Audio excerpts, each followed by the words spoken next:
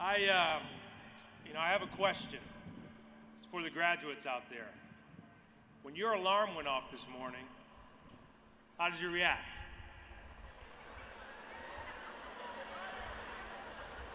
I know some of you opened your eyes, you jumped out of bed, your brain started sorting through the day's activities.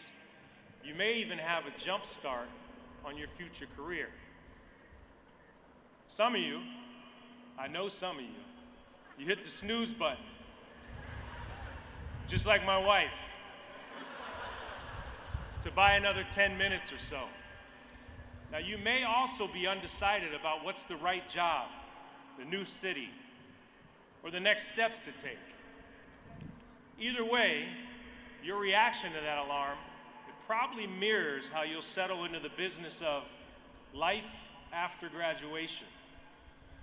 Some of your classmates are weighed down by the challenging what-ifs everybody keeps throwing in your face. Others, I know others, you can't help but be driven by excitement, hope, by the power of possibility. After all, that Michigan degree that you're receiving today, it gives you an edge. And so do the words of our fight song, hail to the victors, the conquering heroes, the leaders and best. When I was first asked to be your speaker, I'll be honest with you, I wasn't quite sure what to talk about that would be valuable. As of today, all of you have made it further in school than me. Matter of fact, I think technically I'm still a freshman. But since I've had a head start on life, I'll share some insights into what's to come. And believe me, what I'm about to say, it'll be simple to remember, but not easy to put into practice. How you approach today and every day is a choice. It's your choice. Your life will ultimately be framed by the choices you make. There are no promises. There's no guarantees in the real world. So, what's going to separate you from the masses? The dream you have is the dream of many. The work you put in is being put in by many. By some estimates, and I just heard this, the average person will put in 90,000 hours of work in their lifetime. The key and what's going to separate you is passion. Passion for what you do. Passion for who you are. Now, you may start the next chapter of your life filled with apprehension. Look, you wouldn't be the first, you wouldn't be the only, or even unrealistic. We all know, look, there's uncertainty out there. You don't need to hear that from me. However, there are positives. Positives including networking, mentorship opportunities, rising entrepreneurship, and many others. Focus on the future, fortified by possibility. Or not. It is a choice. It's your choice. Look, I love quotes. One of my favorites by Nelson Mandela. May your choices reflect your hopes, not your fears. It is an honor for me to be on stage today. Thanks to President Ono, the Board of Regents. I'm getting a degree that I was on the road to when I signed my Michigan letter of intent long time ago. And it is actually a relief because I started worrying that my kids would get a degree before me. And they are 7, 6, 3, and 2. But let's be fair, I took a slight detour to fulfill my lifelong dream of playing baseball for the New York Yankees.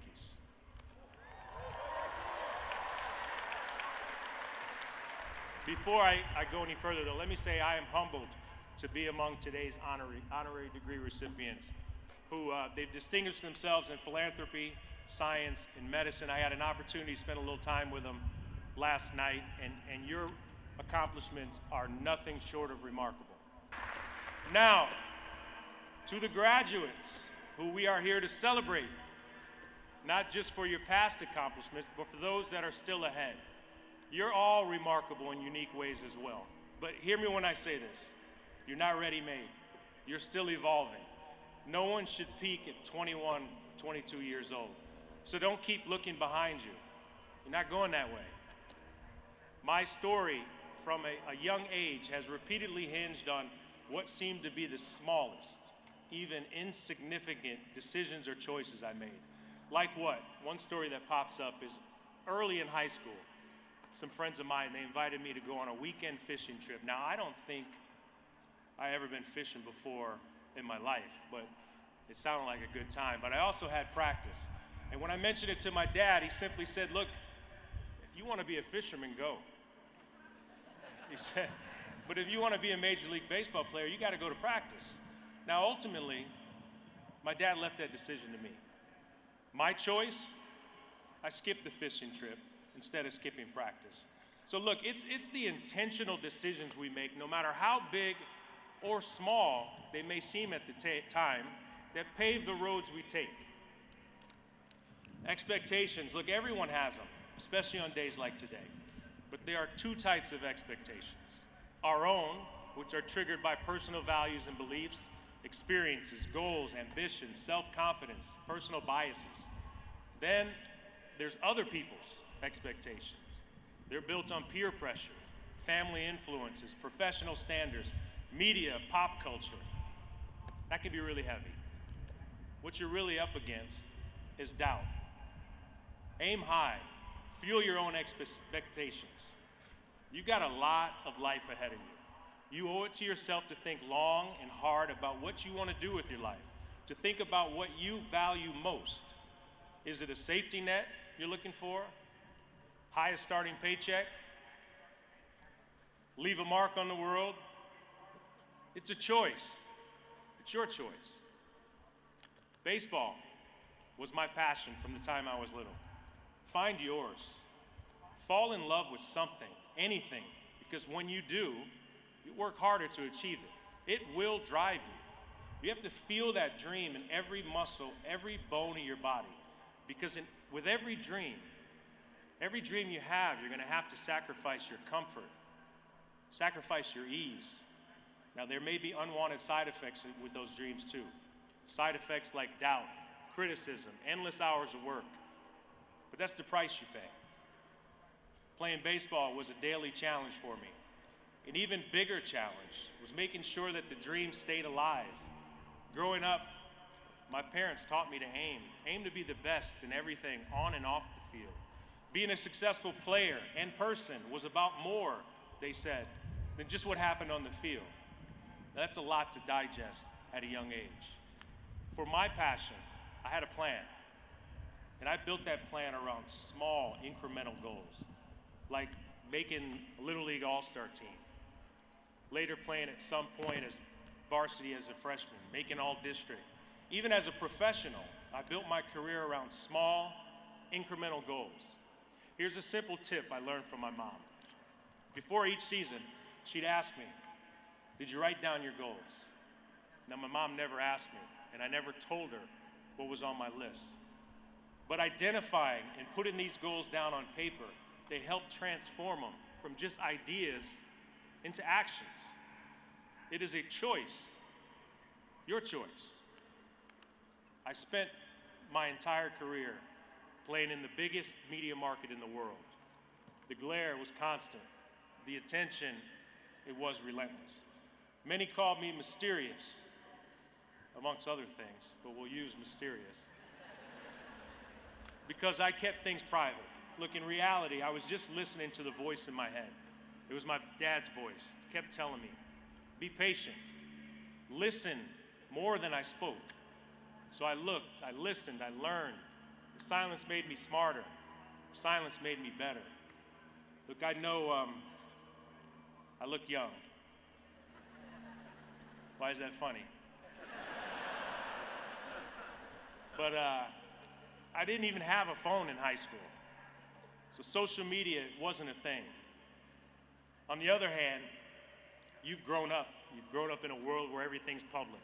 TikTok and IG may be a huge part of how you express yourself and you communicate to the world. So look, I get it. I understand. It's enticing. The conversations, they're loud. How many selfies or reels have you already posted today? A lot, right? Starting right now, dare yourself. Put the phone down, at least for a second. It is what you do when no one else is watching that really makes you stand out. No one has to know about your choices but you. Failure is essential. If I can promise you one thing for certain, you will fail. The bigger the dream, the bigger the risk. But what's the price if you don't take the risk? If you don't commit to the dream? You might end up overmatched, but maybe you won't. I failed publicly. I failed miserably. There were days I literally cried because I was so bad. My first season as a professional, I made 56 errors. And for the non-baseball fans, that's hard to do intentionally. And that's also not funny. But you, me, every one of us has to learn to deal with failure. I wouldn't have had the success without the failures. It's your job to make sure that a speed bump doesn't become a roadblock. Success, it's hard. It's why we celebrate. It's why champagne is sprayed all over the locker room after winning a World Series. Why you will undoubtedly celebrate tonight. Oh, don't give me the little yeah, you know you're gonna celebrate tonight. Prepare yourself for even bigger challenges ahead by surrounding yourself with good people who add value to your life. People you can and will learn from. Find someone worth looking up to. Find someone you don't want to disappoint. Those people, they will become a valuable source of motivation and accountability. Find someone, anyone, who believes in you, who will push you to achieve more day after day, year after year. You'll set your bar higher because of how much you respect and you value their support. For me, it was my parents. I'd walk onto the field before a game and I'd look up to the stands. And people thought I was looking around and I wasn't focusing. I was really looking for my mom and dad. I did the same thing this morning. They're right up there. It was almost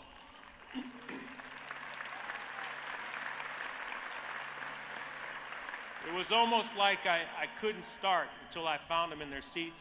I gave them a wave and they waved back. It gave me comfort. Comfort to know I wasn't alone.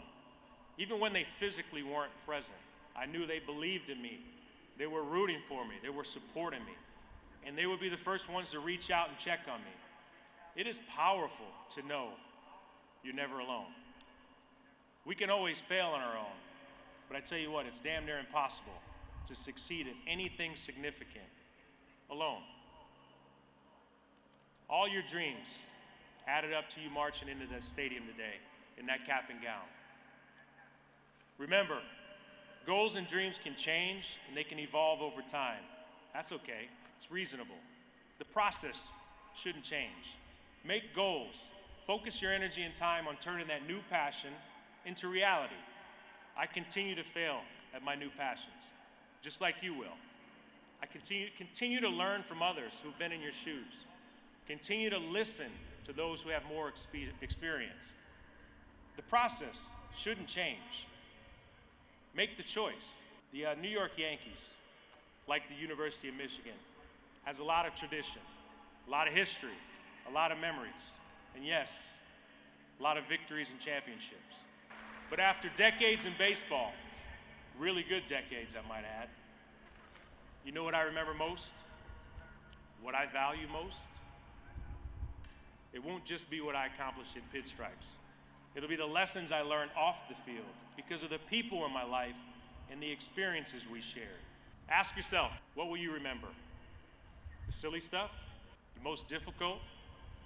Or the person you've grown into? I'll leave you with these last thoughts as you exit the stadium to a well-deserved ovation. Wow yourself and the world with your dedication to following through on your passions. Passion and dedication always beat talent. This is the start. It's the start of a new and thrilling chapter in your lives. Look around. Soak it all in. The faces you see, the friendships you've built, the memories you made. As Coach Sembeckler said, those who stay will be champions. These past few years have been some of the best of your life. this place, the people who have surrounded you and supported you, helped shape who you are, you will always be a Michigan Wolverine. I challenge you to become champions of hope. Believe, without a doubt, that when given one sliver of a chance, your generation not just can, but will reimagine and reconstruct a better tomorrow for all of us. Young people have always responded to their generation's unique challenges. Follow in the footsteps of your predecessors, other Michigan alums. Step up to the future ahead of you. It is a choice. It's your choice. Go Blue.